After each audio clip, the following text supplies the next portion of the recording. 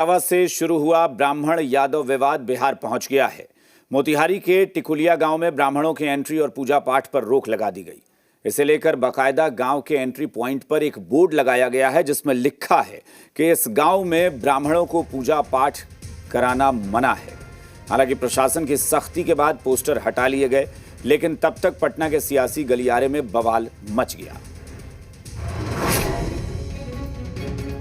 UP के इटावा में जो आग लगी उसका असर मोतिहारी में दिखा है, जहां टिकुलिया गांव के एंट्री पॉइंट पर बोर्ड लगाकर ब्राह्मणों की एंट्री पर रोक लगा दी।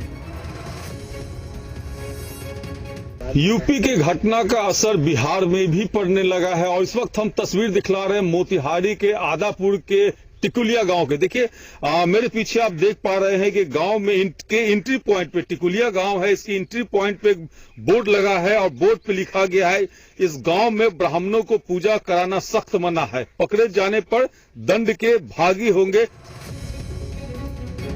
हालांकि गांव में लगाए गए बोर्ड को प्रशासन की सख्ती के बाद हटा दिया गया, लेकिन तब तक पटना के सियासी गलियारे में इसकी धमक पहुंच गई। कोई भी व्यक्ति अगर गलत करता है तो उस पर कानून के तहत कार्रवाई होगी। कानून है, लेकिन किसी को जन्म के आधार पर, रंग के आधार पर, जाति के आधार पर कहीं जाने से रोका नहीं जा सकता है। व्यक्ति अगर गलत करेगा तो उसके लिए कानून है, कानून के तहत उस पर कार्रवाई होगी। कुछ लोग उत्तर प्रदेश के बाद बिहार में जातीय उन्माद फैलाने की कोशिश में जुटे हैं, लेकिन किसी भी हाल में ऐसा होने नहीं दिया जाएगा। कोई भी ज्ञानी व्यक्ति कथा वाचन कर सकता है, लेकिन जाति के नाम पर गुमराह किया जाना धोखेबाजी है।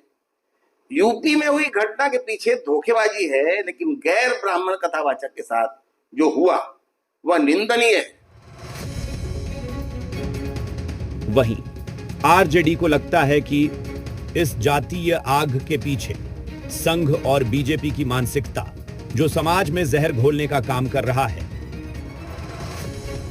तो भारतीय जनता पार्टी, संघ के लोग, एनडीए के लोग समझते तो इस तरह की घटना आज सामने नहीं आती। इस तरह की घटना के लिए पूरी तरह भारतीय जनता पार्टी और संघ दोषी है, जिम्मेवार है।